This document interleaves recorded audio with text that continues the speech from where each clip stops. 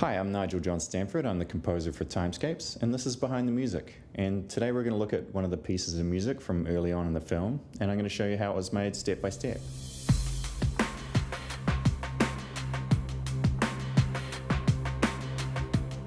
So like most music these days, the soundtrack was made in a computer. I think most people are aware that computers are used to make music, but they don't really know what's involved. The main tool is a piece of software called a digital audio workstation, which is something that lets you record, edit, and mix music, and it does this with clever software algorithms which mimic the behavior and sound of real-world equipment. So one of the main building blocks of this software is a virtual instrument. I'm going to load up a piano and show you what that means. Alright, so this is a piano from a company called Sound Iron. It's called Emotional Piano. Let's just take a listen to it.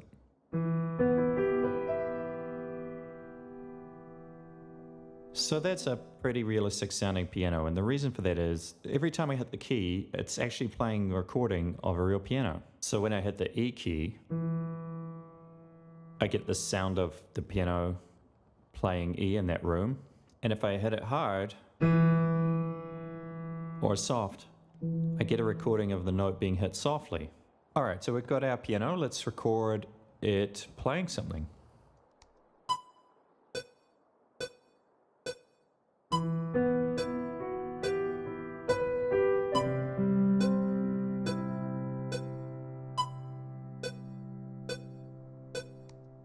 Okay, I kind of like that.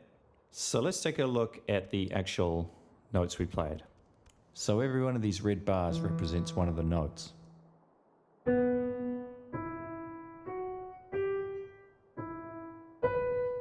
And down here at the bottom, we've got a bar graph which represents how hard we hit the notes and how loud they will play. And if you want to, you can go in and edit your performance and fix things that you didn't like about it. So for instance, I did notice when I was playing that I didn't hit this little note here hard enough. So let's make it a bit louder.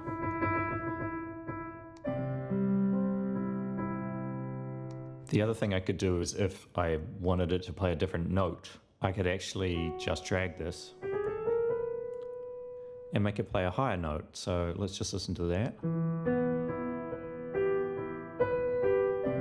And that's not actually as good, so let's just put that back. Okay, so we have our basic piano part. I think it sounds fine, but it's a little boring. So what we're going to do is add an effect to it called reverberation. And this is what I have. It's called a Lexicon 224. Now reverb's what happens when sound bounces off the walls of the room you're in. So if you have a sound with a lot of reverberation, it's going to sound like it's very far away from you. And if there's a sound with no reverberation, it's going to sound like it's right next to your head. So let's take a listen to it on our piano.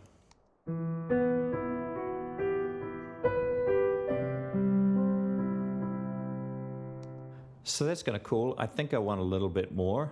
I want it to last a bit longer, so I'm going to adjust this slider and make the reverb longer.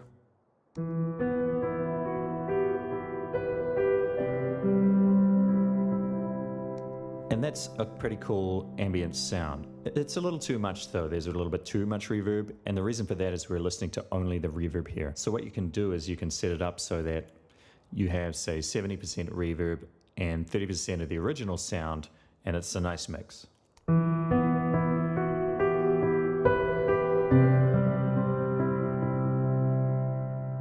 Yeah, I think that sounds pretty good. Okay, so we got our piano part. I think it's probably a good idea to add some other instruments underneath this and fatten it out a bit. One thing I'm thinking of is some human voices. Let's load up another virtual instrument. And this one is called Omnisphere. It's one of my favorites. And again, this is one that plays back samples, which are recordings of real things.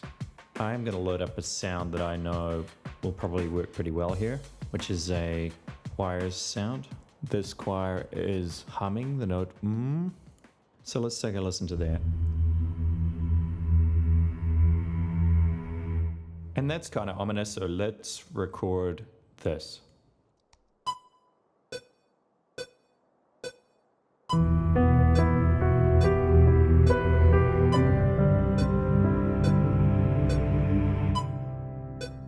That's fine, but I don't think I played really the notes I wanted in the second chord. So we're going to go into the editor again, and we're going to listen to this chord, and I like this note.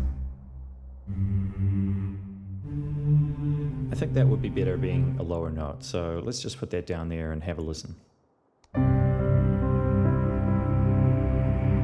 That's kind of cool, and one of the reasons I think it sounds a little strange is the lowest note has a low volume. So let's just turn that up, and we're going to turn the middle one down a little.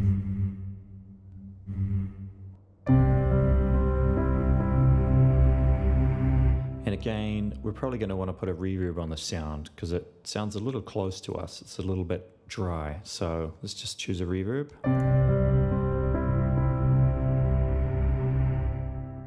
And I'm going to extend the time. It's only going for 1 second. I think I'm going to go for like 4. So we're listening for a nice smooth echo on the humming sound. Okay, so we've got our voice, we've got a piano. So let's add something else, a string sound. And let's go for a cello. So this is another virtual instrument. It's called Hollywood Scoring Strings. You can play string instruments in 100 different ways. So what these guys have done is recorded every type of cello note you could possibly imagine. And the trick is to actually allow you to control your playing and get something sounding reasonably realistic. And the way these guys have done it is they've mapped the volume to this wheel. So you can hold a note and make the cello swell in volume, and it'll sound like the cellist is putting more and more pressure on their bow and playing louder and louder. So let's add our cello to what we've already recorded. I probably want it to play something like...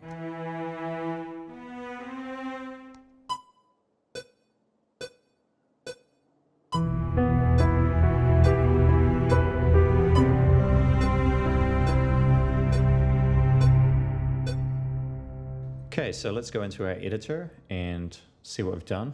So that mountain shape at the bottom is what I recorded with the wheel, and the higher it gets, the louder the cello will get.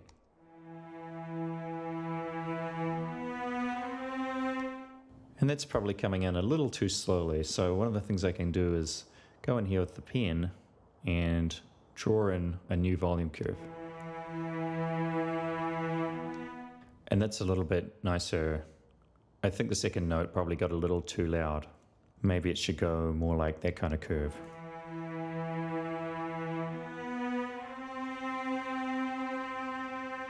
Actually, it can come out a little faster.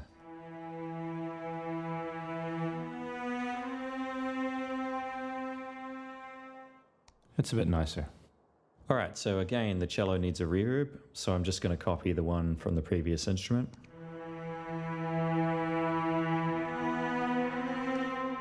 That's a little bit much, but it's fine for now. So here's the whole lot together.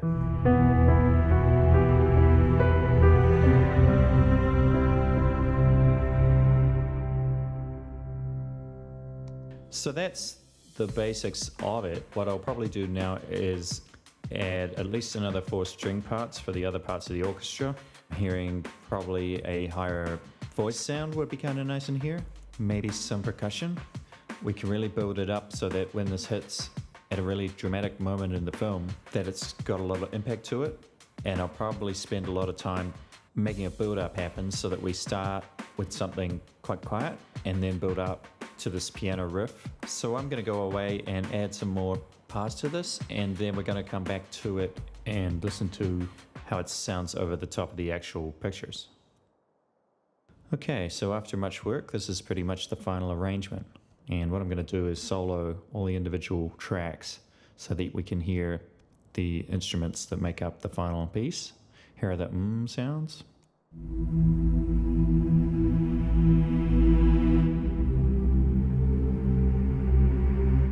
And this is a mellotron.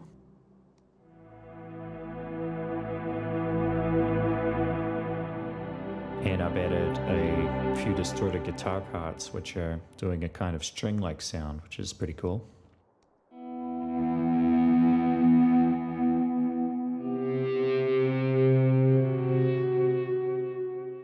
And down here we have the 5 different string sections from the orchestra.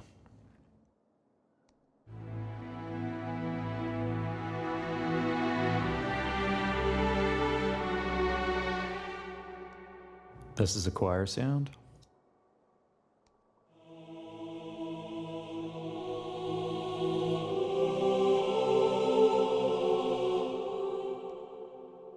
And here are a couple of soprano tracks.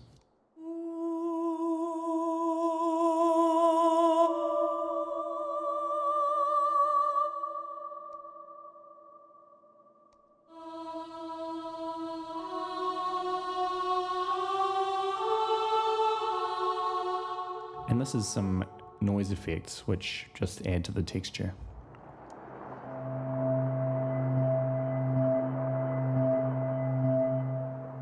And here's the final mix, which was done in Los Angeles by a friend of mine called John Rod.